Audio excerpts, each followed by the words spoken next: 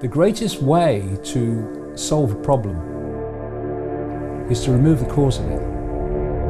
You either deal with facts and what people who should know say, or you don't. So this is the headline to start with, which will shock a lot of people, I'm sure.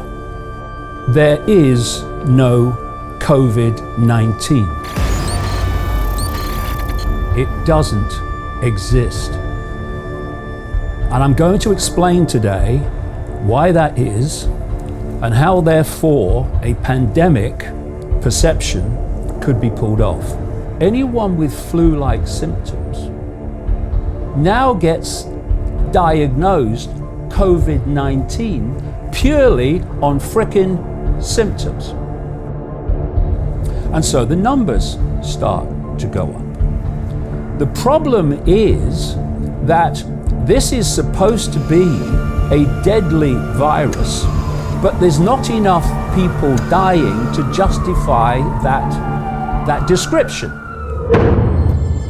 We are now being bombarded 24/7 by electromagnetic, technologically generated electromagnetic fields and Wi-Fi.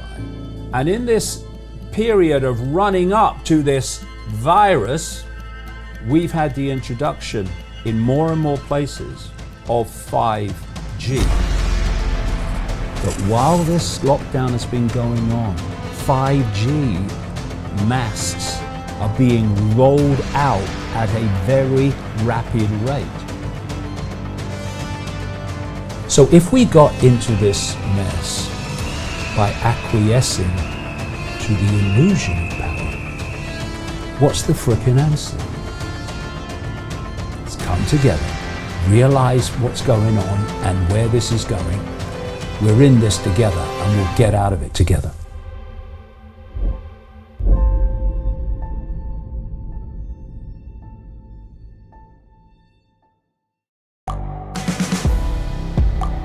The world is changing.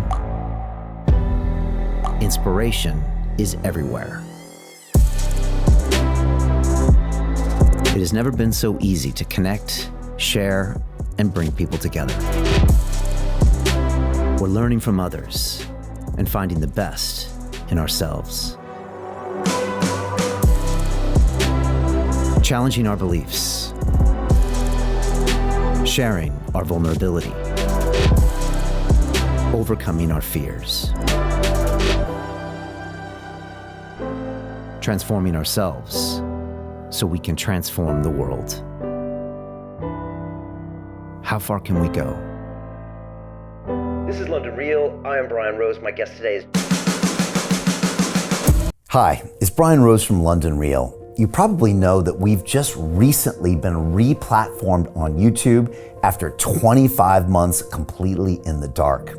The truth is, I really need your help.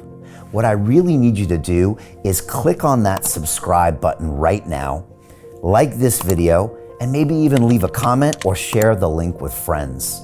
We're really fighting against an algorithm that's tried to keep us quiet for so long, and the more subscribers we have, the more people watch our content, the better guests we can bring you, the better content, and we can continue transforming lives. We've been doing this for 14 years now. I want to do this for another 14 years, but I really need your help. So click on that subscribe button, like the video, leave a comment, share this, and we're going to continue to bring you more and more great content. Thank you. This is London Real. I am Brian Rose. My guest today is David Icke, the English writer and public speaker known since the 1990s as a professional conspiracy researcher, calling yourself a full-time investigator into who and what is really controlling the world. You are the author of 21 books and 10 DVDs and have lectured in over 25 countries, speaking live for up to 10 hours to huge audiences, filling stadiums like Wembley Arena. You are here for the second occasion today to talk about the COVID-19 pandemic and global lockdown, the looming economic recession, the impact of 5G technology, and the violations of our rights and freedoms of speech. David, welcome back to London Real. Thank you, Brian. It's been 19 days since you last came on the show. Since then, we are told that millions of people have been infected worldwide with this disease, with deaths now approaching 100,000. Nearly 3 billion people are locked down in their homes, markets are off 30%, and a global recession is pending. Our last conversation went, quite frankly, viral, David. Over 7 million views that I can count, the most comments of any episode in London Real history, which tells me one thing, that people want to hear your opinion and people want to hear the truth. David, as you know, I don't agree with everything you say, but I will defend to the death your right to say it. And at a time in this country when the regulator Ofcom is banning media outlets from talking about the quote-unquote 5G coronavirus conspiracy theories, I get very concerned. A lot of people told me not to do this interview today again, but in America, where I'm from, the First Amendment of the Constitution is the right to free speech and freedom of the press. And that right is being violated right now as we speak. George Orwell, in his famous book, 1984, said, "In times of universal deceit, telling the truth is a revolutionary act." And David, that's what we're going to do today. Honestly, I didn't even know if we'd make it to this moment. I thought we might be shut down today. Where do we start? Is there a virus? Since we last spoke, Brian, I've spent every waking moment, which has been most of every 24 hours, devouring information from virologists, specialists, doctors all around the world, in America, in Germany, in Austria, Italy, who would never be allowed to get near the BBC or CNN because they are demolishing the official story of this hoax.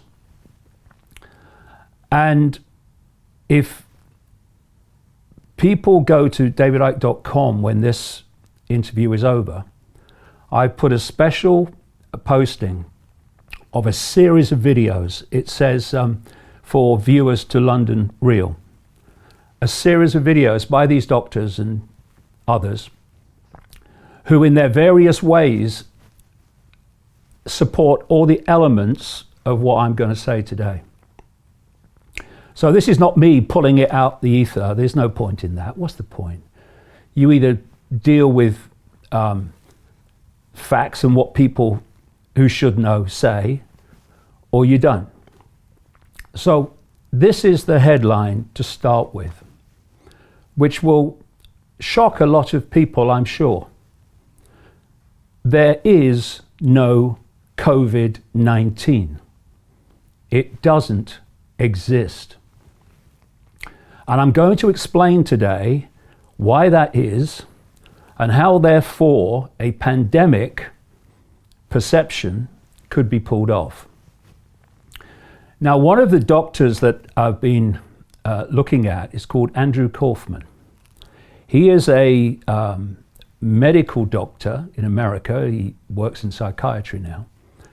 And he, like a lot of these doctors you'll never see on the BBC, started looking at the sequence of events that's led us to where we are now. And this is how it went. People started getting ill, for whatever reason, in China. And the Chinese authorities took genetic material from the fluid in the lungs of people who got ill. Only a few, a very small number. And they found what we would call genetic material. It wasn't an isolated virus. It was genetic material which can be there from a long list of causes, including lung cancer, by the way. And they decided that what was causing the illness was a virus, which has got the name COVID-19. But at no time did they isolate that so-called virus from the rest of the genetic material, much of which will be found in the bodies of most people. So they start out, before they started testing, diagnosing people in China from symptoms. And you will have heard this constantly recurring theme about coronavirus or COVID-19, because there's lots of coronaviruses, COVID-19 symptoms. And you'll hear this recurring line, flu-like symptoms. Now, these flu-like symptoms can be caused by a great range of different causes. But they decided on symptoms, which could come from many different causes, that those symptoms were now COVID-19. So you had flu-like symptoms, COVID-19. COVID-19. And so the numbers got bigger and bigger. And when we get to 5G, there is another element to this, which I also want to talk about in relation to China and in relation to the West as well. But they then develop this test, or start using this test, to test for COVID-19. And it's called an RTPCR test. And, wait for it, it doesn't test for COVID-19. It tests for the genetic material, which has loads of different content, caused by many, many, many different possible causes. And if you test positive for the genetic material, not COVID-19, you are diagnosed to have COVID-19, and if you die, to have died from it. Now let's look at this RT-PCR test. It was developed, invented by a guy called Kary Mullis, a biochemist in America, in 1984. And it's used to try to diagnose many things. The same test has been used to try to diagnose lung cancer. The same test of genetic material that they are saying, you test positive, you've got COVID-19. Now, what did this Kary Mullis say, the inventor of the test? Oh, must get more people tested for COVID-19. The inventor of the test, what did he say? This test should not be used to diagnose infectious disease. The inventor of it said that.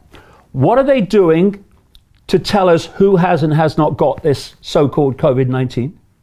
The test that he says shouldn't be used for that very thing. So you test for this genetic material and you've got COVID-19, but there's another part of this. What this test does is it amplifies the material. In other words, it makes it larger, keep it simple. And as it gets larger in the cycles of amplification, what you say is causing the disease gets bigger and you can see it more, or say you can. I'm going to come to that in a second. But all the other content of the genetic material also gets amplified. And loads of this genetic material is already in the body of virtually everybody. And this is how the test works. You can fix the figures so easy like this. You do, say, 30, 35 cycles of amplification. You're going to bring into the test positive a series of things within that genetic material that become there to be seen at that level. So you're going to get some positives, which you're going to call COVID-19, but you're going to get some negatives because you haven't brought all that material into the testing process. But you amplify the genetic material, say, 60 times. You have brought so much of the content of the genetic material to be entering the test process, that at that level of amplification, virtually everybody will test positive, because all the genetic material that's in most people's body will now be testing positive in the test through this greater amplification. This means that the number of cycles of amplification you use, say in different countries, dictates how many positive tests you get. And therefore, all you've got to do is increase the amplification. You're going to get more and more positives, and you're going to call them COVID-19. And amplification is how sensitive that test is. Imagine you've got something the size of a pin, symbolically, a pinhead. You can't really understand it because it's so small. You amplify it, and it becomes much greater, and you can now start looking at different elements of it. And that's what the test does. It amplifies that. It amplifies amplification. And another thing is that in 1890, a guy called Robert Koch, who was a bacteriologist and physician, he developed something called the Koch postulates. And these were 4 criteria for proving that an agent, a so-called infectious agent, is the cause of what you say it is. This includes everyone who is subject to this agent has the same symptoms.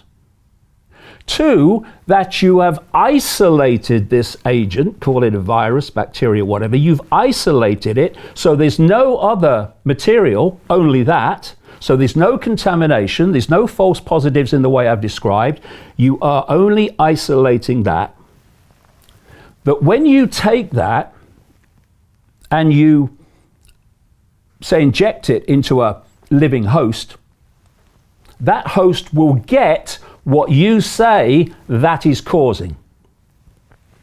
And when you've got that host, you are able, number 4, to take that material you say is causing the illness, the infectious illness, out of the person, and again inject it into someone else, and they will get it. In terms of COVID-19, not one single one of those 4 Koch postulates, which have been used since 1890 by mainstream medicine the world over to prove that this is infecting and causing that, not one of them have been used and fulfilled. None of them. So then we come to something else that Andrew Kaufman identified, which was a tremendous piece of observation and research. You can see it in his video on davidicke.com when this is over. What happens when a cell gets poisoned is it secretes something called exosomes. This is part of the natural, everyday immune system response to poison cells. And these exosomes, as they are released, and they're only released when the cell is poisoned, and it can be poisoned through many, many reasons. It can be toxicity. Wait for this one. It can be poison through stress and fear. You imagine the stress and fear that's going on in the world now during this lockdown. It can be caused by disease, infection, and it can be caused by electromagnetic fields, which will become very relevant when we get into 5G. So these exosomes are released, and one of the roles of exosomes is poison cells warning other cells as they travel around, there's a problem. get ready, look, there's a problem here. So all you have to do to get exosomes released is to have poison cells by these various reasons. What Kaufman started looking at was under the microscope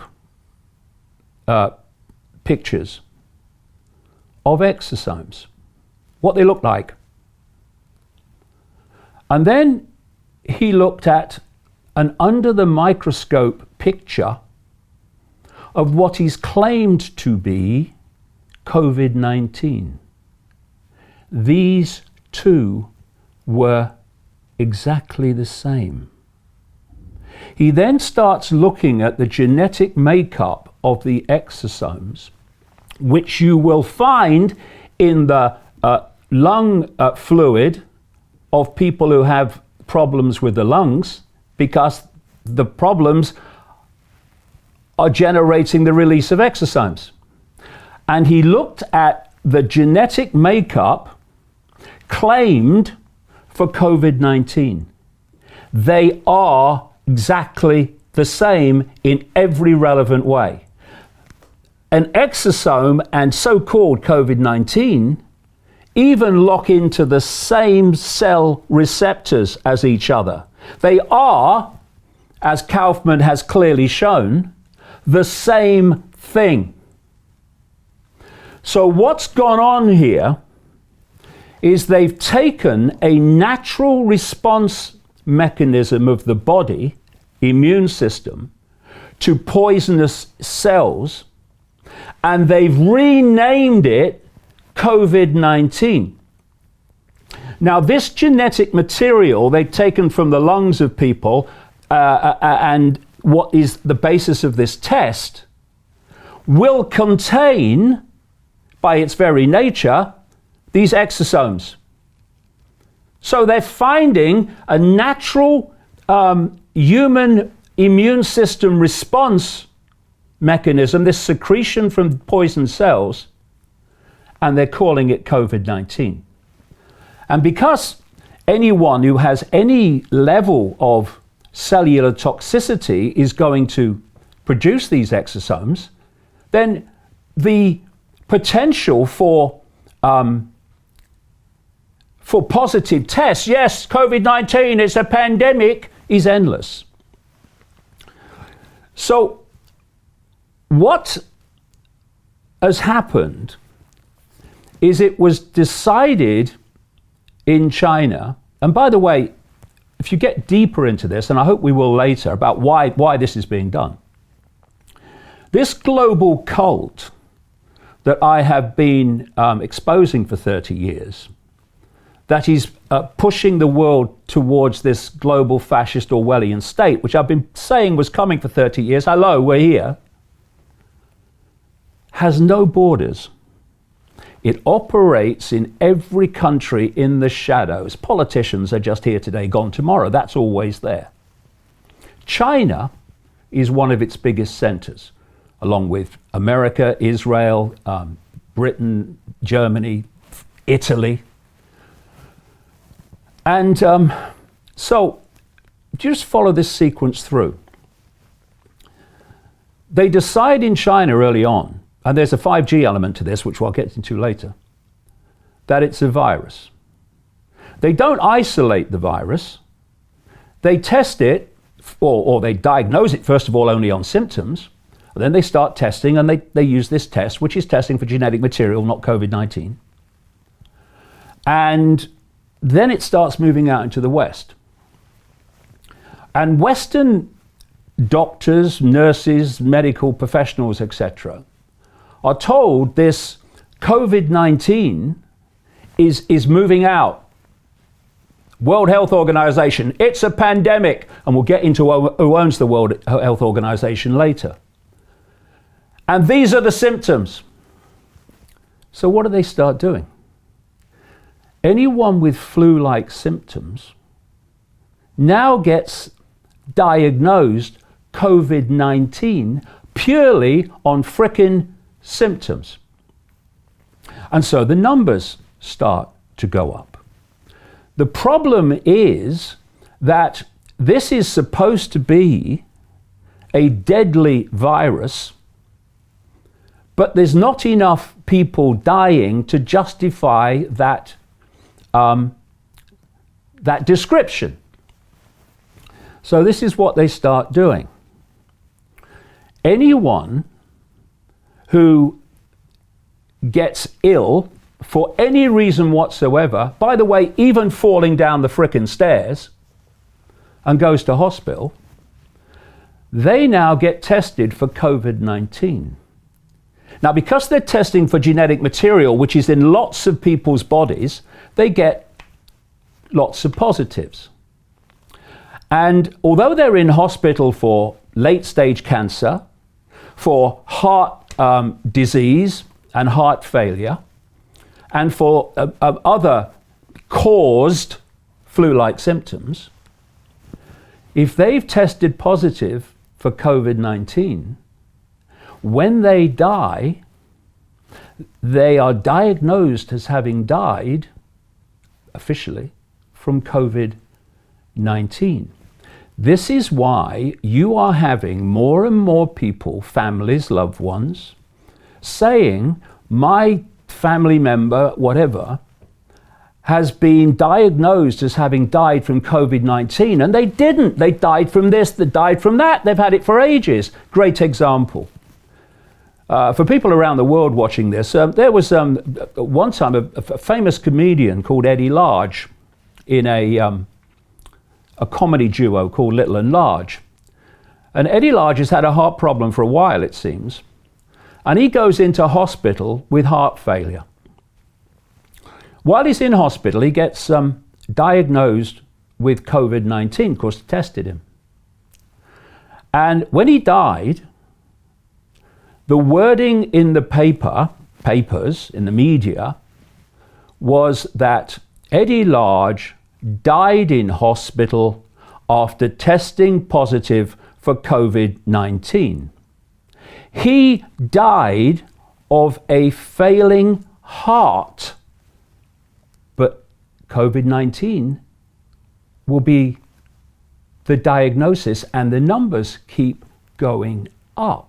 And you're saying the total numbers of deaths in the world has not changed anomalously, but we've reclassified them as COVID-19 because they tested positive. And you said the language is interesting because they don't say they died from COVID-19, they died from after testing positive to COVID-19. This is interesting. I've been making this point now for some many days. Watch the media language as they used with Eddie Large. Overwhelmingly, they're not saying that this person or this number have died from COVID-19. Very difficult to die from something you can't even prove exists. They say, this is the wording, and you see it repeated all the time, this person or this number died after testing positive for COVID-19. Not that they died from it, but look at the implication. Oh, Eddie Large, he died from COVID-19. Oh, everyone's getting it. And so you have control of the figures by the way you transfer symptoms from other causes to you've got COVID-19. You control the figures by the way you test, not for COVID-19, but for a genetic material. And you control the death figures by who you designate as died from COVID-19 when they've died from other things. You know, people are being designated to have died from COVID-19 who have late stage cancer. And here's a figure for you, Brian. This is official figures from the Italian medical establishment, what we would call in Britain the National Health Service.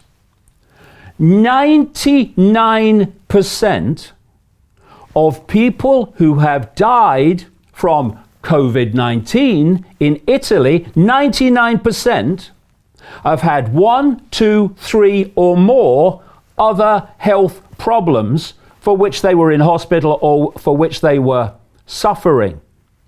And so it's so easy to take people dying of other things and to then designate them COVID-19. This is not to say all the nurses and all the doctors are in on it. You only need a hierarchy to say this is what you have to do, and they do it. This is how it works. And you mentioned something very important. The last time I looked, the death figures from all causes in Europe overall and in the United Kingdom had not risen compared with last year, etc., to the extent that even begins to encompass all the people we are told are dying from COVID-19. And the reason that is, but that could change for reasons I'll come to when we get to 5G, the reason that is vastly more people are not dying. They're being redesignated to have died from COVID-19 when they've died from other things. Now, let's look at Lombardy, which is the center of the Italian outbreak, which has been such a focus of attention, and the rest of Europe and the Western world has been frightened to death. Oh, we could be Italy next. Lombardy, which includes Milan, is notorious globally for its toxic, polluted air, just as Wuhan is and China is. And therefore, vastly more people die every year in Lombardy, not least from lung problems, than do in the rest of Italy. The last figures I saw, just a small few hundred, under 100,000 people died in a year in Lombardy. The next second place Italian region, Lazio, was 57,000. So you have an area of Italy where loads of people die, not least from lung disease, and you have tremendous potential, therefore, to make this diagnostic leap, which takes people dying of other things and makes it seem as if they've died from COVID-19. And therefore, you control the figures. And what you can do, you can test in a certain way, and you can diagnose in a certain way, and the figures go up. And then when you diagnose and test in a different way, maybe you reduce the number of cycles of amplification of this genetic material that you're using in the test, the figures go down. Have you noticed something, mate? We had in China this extraordinary reaction, the lockdown. They were building new hospitals in a week to 10 days to meet the absolute devastating crisis of this virus, right? In next to no time, by comparison with where they were, those hospitals are closed. The numbers have plummeted, they say. They're now starting flights. The economy is reopening. People are going back out on the streets. What? What happened suddenly to change all that? Because it was suddenly. But if you are testing people in a certain way and you're diagnosing people in a certain way, and we're going to bring 5G into this later on as well, then you change the diagnosis and you change the way you're testing. And what happens to the numbers? They frickin' plummet. Now, another aspect of this, Brian, which is sickening beyond belief, but I've seen enough evidence to see that it's true from people that have contacted me, and people have even said things on social media about, what's happened to their loved ones. They want, I want to say they, I mean this cult, which controls the pyramid of reaction. They obviously want as many dead people as possible that can be designated COVID-19, because that adds to this whole pandemic. And we're going to talk about why later. We are going to talk about why, because it's a very, very big and simple reason why, and it relates to why there's a lockdown at all. But what's clearly happening is that old people in hospital, for anything, first of all, they're being tested for COVID-19, this genetic material. And for reasons I've explained, they're going to, a lot of them are going to test positive. Not for the virus, for the genetic material. They're going to them, and according to loved ones and families, the people on the ward, etc., have said to them it's government policy. And they're trying to get these old people. You know the old people that the lockdown was to protect? Yeah, right. They're trying to get them to sign do not resuscitate forms, which means they can be allowed to die and not resuscitated. And when they die without resuscitation, they will be called COVID-19. Have you noticed how this is now starting to seep out? Oh, we may have to make choices about the triage, about who we treat, you know, and the older people. Well, you know, we're going to have to make some hard choices. Old people that you're telling not to resuscitate, to sign non-resuscitation forms, right? So they are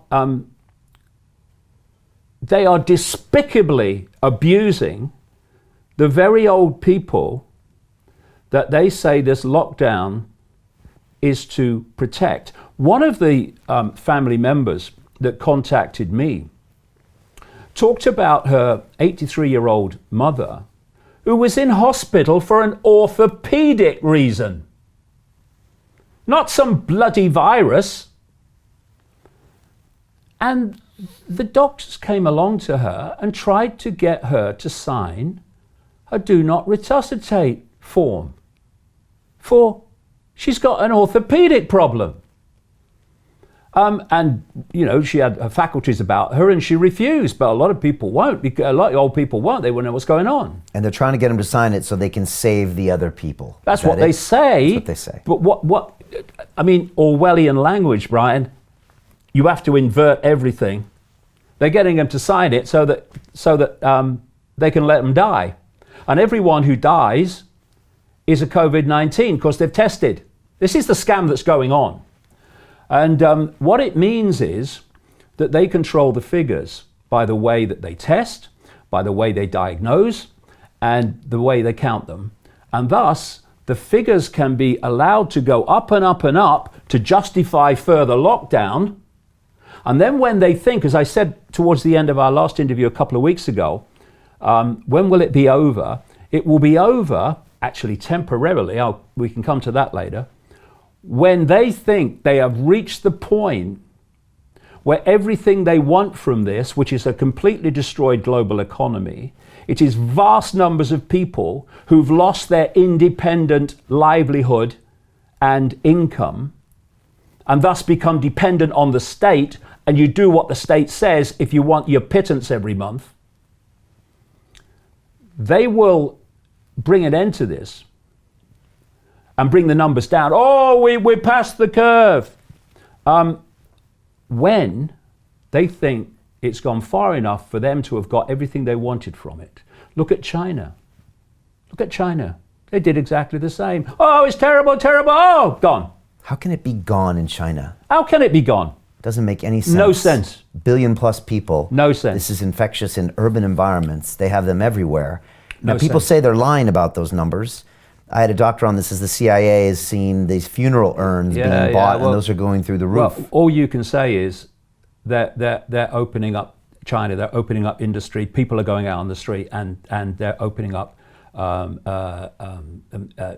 air travel again. The whole point is, however, that the authorities control the figures, so they control, and there's another way that they can control the figures when we get into 5G, and thus they can decide when this thing comes down anytime they want, just by changing the way that they count and changing the way that they test. They test. Now, look at this sequence. They were not getting enough dead people from this virus to justify the fact that it was lethal. The vast, overwhelming majority of people have no symptoms or mild symptoms. Now, just before I go to this point, something else I should add.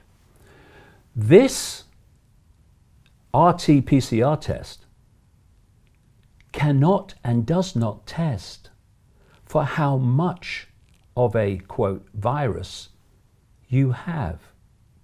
And I will be sitting here now, you'll be sitting there now, everyone watching this program will be sitting there, and they have all these different, what people call viruses, actually part of the natural immune system, but they will have that in their bodies. And it will be at a level, loads of it, and it will be at a level that will never trouble them. That's why you can test positive for something and have no symptoms, because it's at such a low level, it's going to trouble you. The immune system will sort that out, keeps it all under control. So what you can't do with this test is test for how much of a, quote, virus you actually have. And in the words of one doctor scientist that I've quoted in recent times, you need massive amounts of it for you to be sick. So they can't even begin to tell you if your sickness is from some virus or other unless they can test how much of it you have. And this test doesn't do that. So you don't have enough dead people to justify the fact that this is lethal. But you want a lockdown. You want this lockdown for much greater reasons, which we'll come to. So what you do is you say, oh yeah, well, not that many people have died so far, but what's coming, have you noticed all around the world, that's what you're getting? Oh, wait for the surge. Well, the surge can come anytime they want to increase the way that they test and increase the way that they count the numbers. So they can create a surge, that's not a problem, or the illusion of one, but it's in the future. So along comes, in this country, and they also advised America too, and other countries in the same way, along comes, while Boris Johnson, the British Prime Minister, is saying, oh, there's no need for this, there's no need to shut the football down, no, and there's no need to close the schools, you remember that? Along comes Imperial College. And Imperial College specialise in absolutely shite computer modelling. They have a terrible history for it over the years. You know the computer models that say the ice cap should have gone by now, right? Because we're all dying from global warming. How do you know? Because my computer model says so, right? So they computer modelled COVID-19. Particularly a guy called Professor Neil Ferguson, who should never, ever, in the entirety of his life, ever advise any government ever again. And he says, Mr. Johnson, 250,000 to 500,000 people could die in Britain of this virus. So now, Johnson shuts himself. Because he's having people saying to him, you know, Boris, you know, this is what could happen, mate, if you don't lock it down, if you don't have social distancing and all that stuff. And you know something, mate, you're going to be blamed for it. Oh, massive change attack. And from, oh, look, we're not going to close the schools. We don't need to close the football, because the football wasn't shut down by Johnson. It was shut down by the football authorities. Suddenly, lockdown. And what they're doing all around the world, they're doing it in increments. Oh, a little bit, and they get people used to that. And then, oh, fiercer. And they're doing it in increments. And they plan, if we allow it, let's get into that later as well, they plan to push this on more extremes. And so when the lockdown happens and everyone's basically under frickin' house arrest. To continue watching the rest of the episode for free, visit our website londonreal.tv or click the link in the description below. Most people will never see this opportunity. Dubai luxury transformation projects have historically delivered 40 to 90% annual returns. That is incredible. These were once reserved only for insiders with access. I spent 15 years on Wall Street and I learned this: the biggest returns always go to the people who get the call first. Now, you finally can. We've just received a brand new project with major upside potential. Allocations move fast. Click the link, apply now, and speak to my team. This is your chance to see what others never will.